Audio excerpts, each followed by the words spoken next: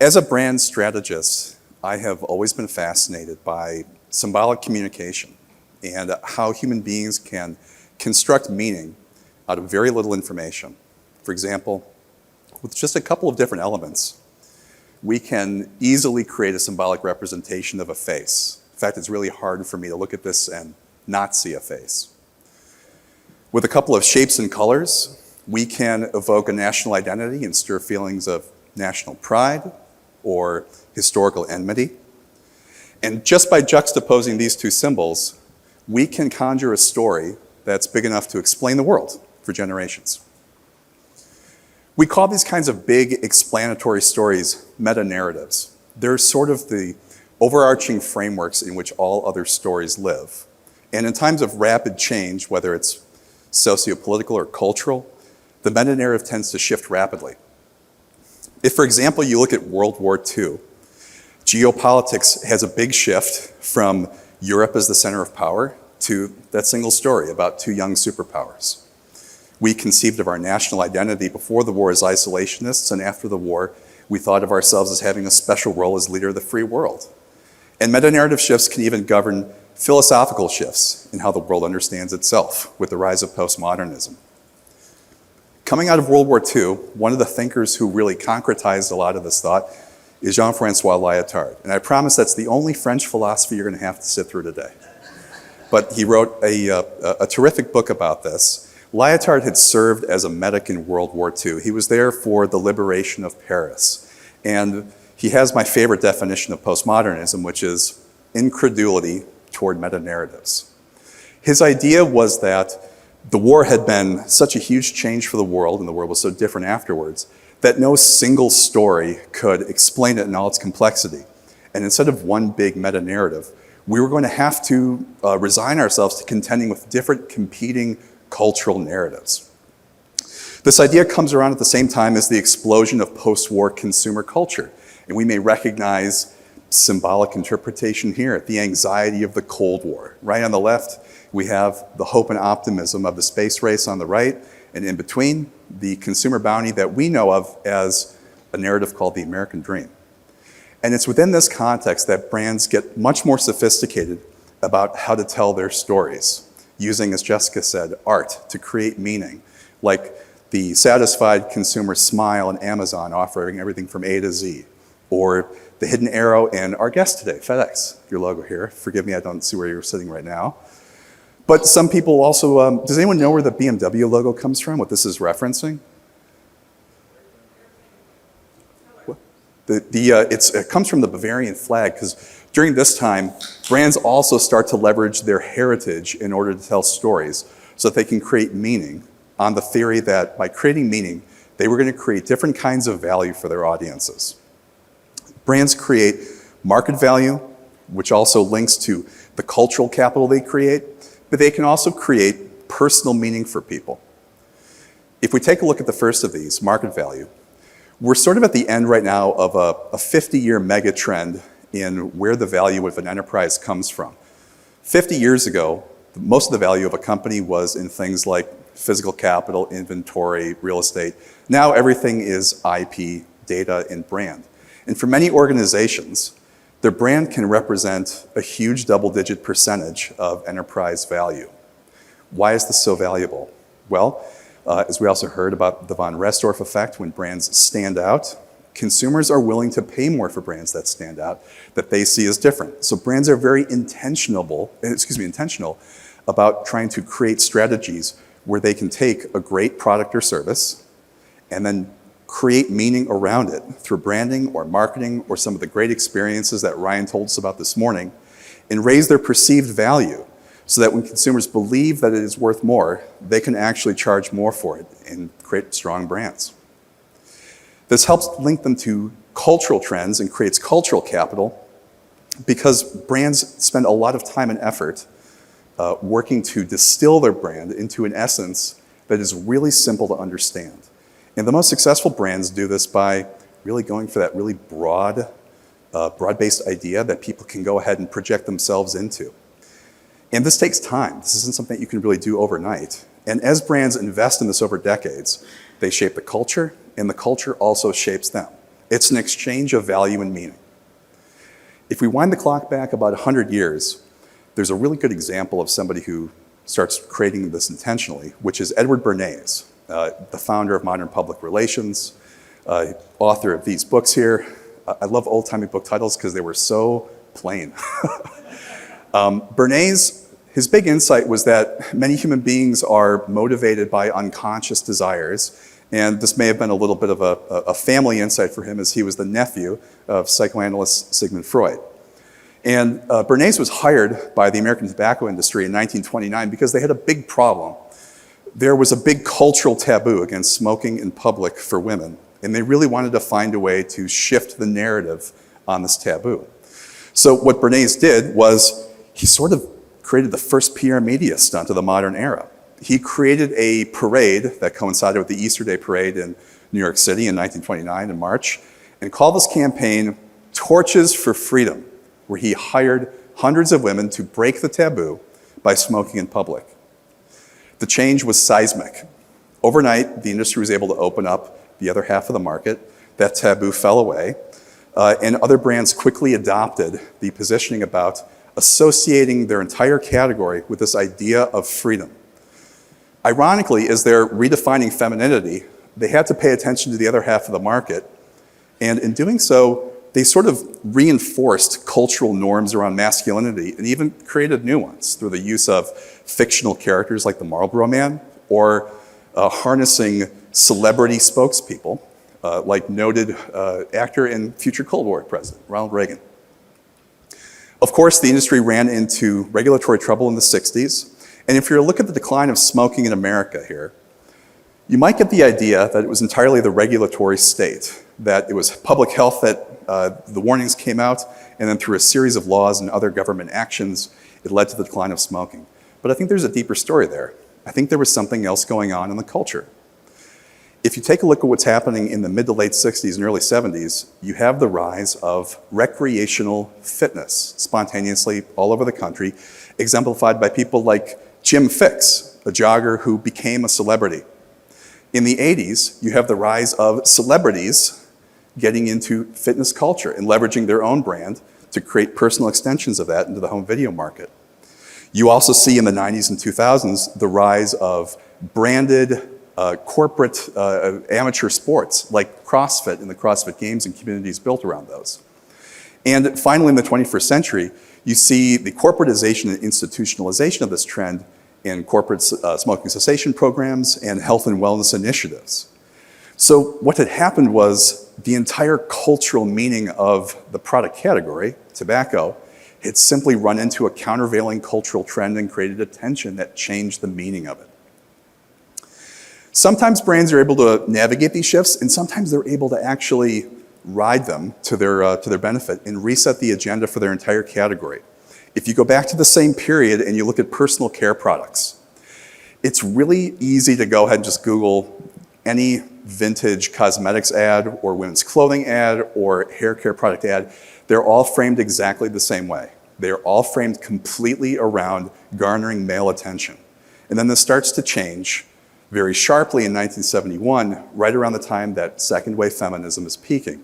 And it happens with L'Oreal and a young 23-year-old copywriter from McCann Erickson named Ilan Specht, who gets a brief from her male bosses that says, you're to write this thing where, like normal, a man and a woman are walking toward the camera, and they're talking about how I buy her this product because she's worth it. The woman is a silent object in the ad. The man is the subject.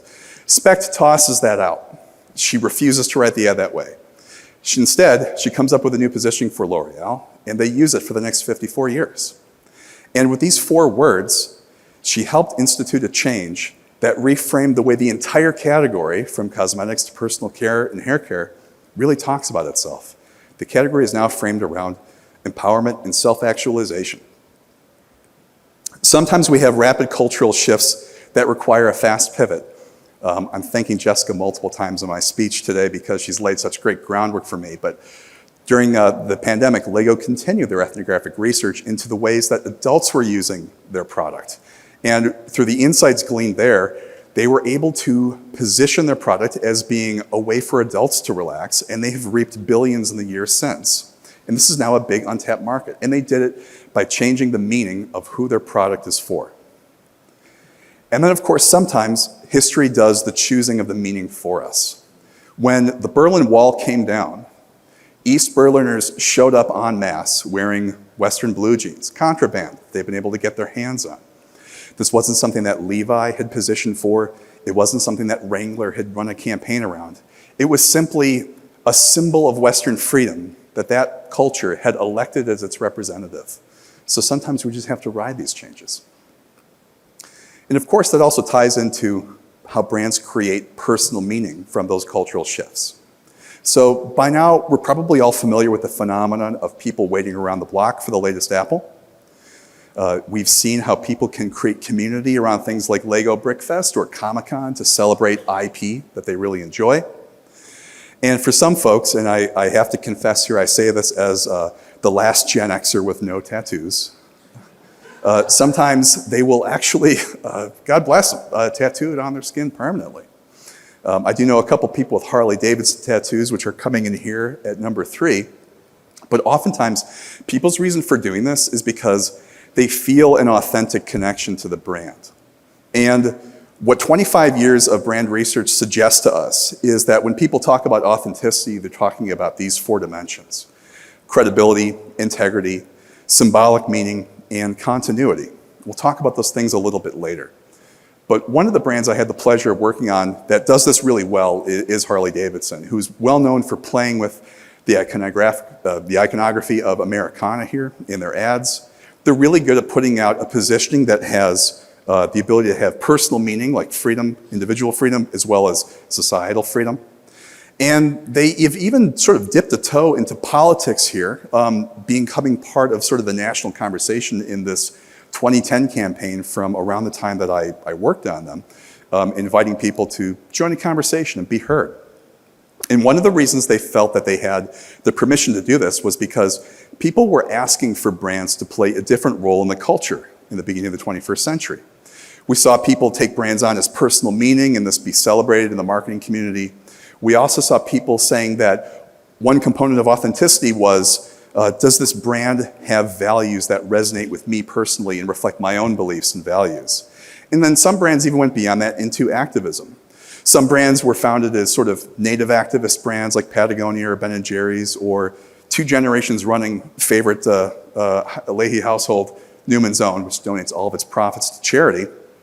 But these brands were conceived of this because the culture was giving them permission to do it. So what happens when the ground shifts suddenly beneath our feet? What happens when we encounter not just one change, but like a series of overlapping cultural changes? Because I think we're going through something like that now.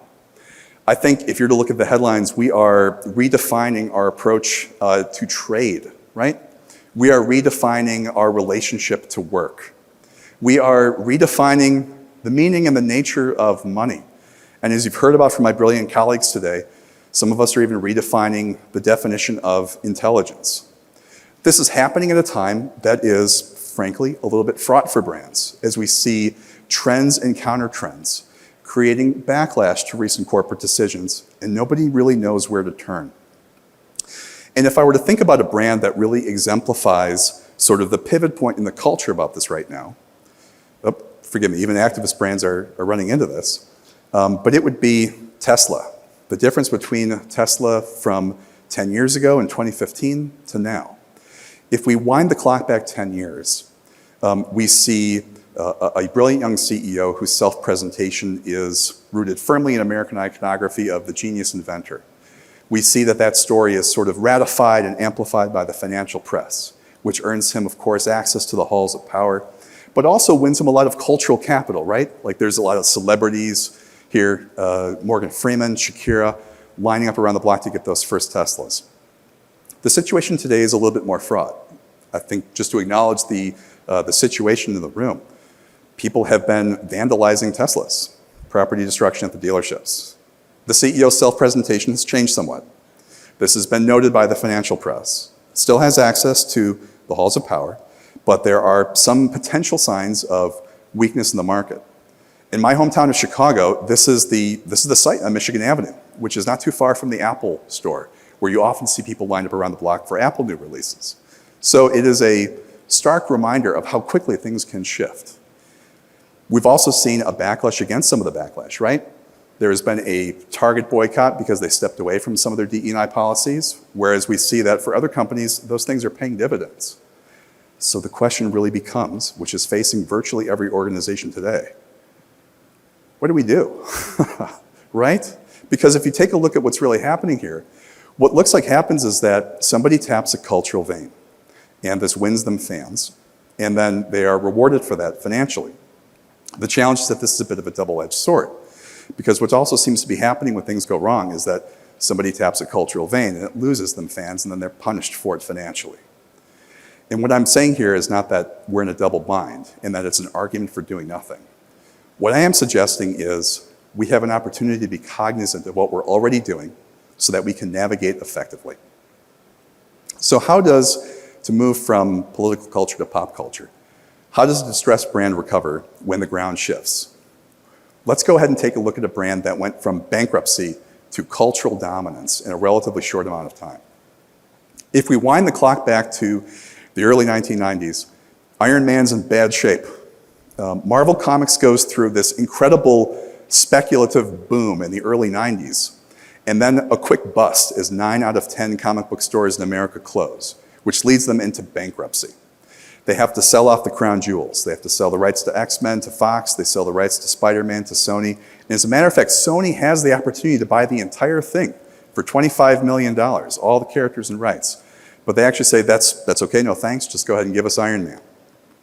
If we roll the clock forward a few years after they emerge from bankruptcy, young creative director Kevin Feige has this great idea that we're going to take some of these distressed assets and we're going to double down on them because he sees some signs of potential strength in the culture.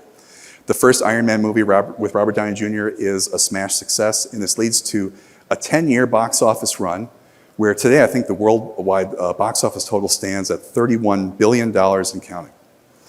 And these days, this sort of looks like genius in hindsight, but at the time this was a really risky move. These were D-list characters that nobody cared about, starring an actor who was perceived as a big risk by the studio because he had had some legal troubles that he was emerging from. But there were other things going on in the culture that people saw could make this a safer bet. One of them was the rise of technology in the 2000s and 2010s. And with the emerging power of the tech sector, a lot of the brands, hobbies, and cultural collectibles of that market segment gained cultural cachet and moved from the fringes more to the mainstream. Another way to look at this, though, another equally valid story to tell, is that in the post-9/11 mood, we were looking for stories about security. We're looking for stories to go ahead and feel powerful again. We're looking for stories to help restore our normalcy. Which brings me to a second key point, which is that there's almost never that single narrative, but many possible and valid ones. So for us, how do we chart the course ahead? I have a couple of suggestions, but they're not really answers. They're more questions for us to use to try to find the answers individually, because as I just said, we have to choose our own stories. The first is to interrogate your brand. The second is to understand what's meaningful to your market. And the third, and perhaps the most interesting, is to look for contradictions and look for tensions. The story and the counter story, where do those two things meet? Remember we talked about consumers wanting brands to be authentic. I think this framework for brand authenticity provides a basis to interrogate our brands. We can ask ourselves, is our brand behaving credibly? Is that behavior demonstrating integrity as we in our market define it? What do we stand for and symbolize? What meaning are we trying to create? And is that consistent with who we've been, who we are, and who we want to be? When we look broadly at where people find meaning, I love this sort of survey of 17 countries that the Pew Research Center did about a year or two ago. And if we look at the leaderboard of where people across culture find meaning, it's probably not a big surprise that family, careers, material well-being are among the most cited factors. One of the things that surprised me personally is that in America, some traditional sources of meaning have changed in the last generation. I think the one big change that coming out of this data was, in fact, a story about the declining number of people in America who identify as religious. However, there's also been a different change. There's the trend, and then there's a counter trend. Spirituality among Americans is on the rise, and 7 out of 10 adults describe themselves as being spiritual in some way, whether or not that spirituality is coupled to an organized religion. So the question is there an interesting tension there? Is there an interesting contradiction? Because tension and contradiction tend to create spaces for people to create new stories and to create new meaning. With that kind of tension and contradiction, suddenly it doesn't seem so strange to have somebody take their daily bread with a Bible verse, or to position a cup of coffee as a daily ritual in a third space that is designed to build community. If we move from spiritual and metaphysical well-being to physical well-being and our desire to feel empowered, self-empowerment, feel in control, are we moving from a quantified self to an optimized self? Is this a little bit of how superhero culture leaks into our conception of physical fitness? And then the question to ask ourselves, of course, is, well, yes, these are broadly popular brands, but we just spent all this time talking about how divided we are. That's the big narrative, isn't it? Well, I don't want to be a contrarian nor a Pollyanna, but among political scientists and serious public polling organizations that study these trends for decades, there's a little bit of optimism here, at least from my perspective, which is that there's a body of growing evidence that suggests we are not quite as divided as we think, and that there are still broad areas of public and personal life where common ground is possible. And I think that the ability of established brands to keep enduring and stand for these ideas kind of speaks to the truth of that, right? But it also speaks to our need to dig beneath the story and choose our own story, right? Like, for happiness, what is that? What kind of story makes sense in our culture for happiness to live within? Maybe it's about the pursuit of happiness, right? Like, those two things seem to go together. Innovation by itself is just, out on an island. It needs context to have meaning. And I think it has a lot of meaning if we think about the general expectation we have that the world will continue to get better. If we think about the meaning of magic, it's within the context of the importance of imagination and preserving that innocence in childhood, but also carrying that imagination into adulthood. And if we think about what really inspires us, especially Nike's conception of achievement, Nike has a great positioning about we're for the athlete and everyone. And if you have a body, you're an athlete. It's an idea that really exists within this larger narrative of sport as a meritocracy that promotes equality. So of course, these are not the stories. These are just my idea of these stories. And I think that's both the opportunity and the really scary thing, is we sort of have to choose our own meaning there. I first encountered this idea in the book Man's Search for Meaning, about how critical it is to really choose our own meaning. Viktor Frankl was another philosopher who came out of World War II. He was a psychotherapist who promoted a school of thought called, ironically, nothing to do with branding, but it was called logotherapy. And he really talked about the importance of having come through the war, having survived Auschwitz, that he saw everything taken from him, but he was still able to choose his attitude towards his own circumstances. And this is how he found healing after the war and promoted it to everyone. That this idea that ultimately we have to choose the meaning of our story is the responsibility and the odyssey of our lives. So I don't have many answers for us today, but I hope that I do have some questions. Things we can ask ourselves continually, like what's going on in the culture?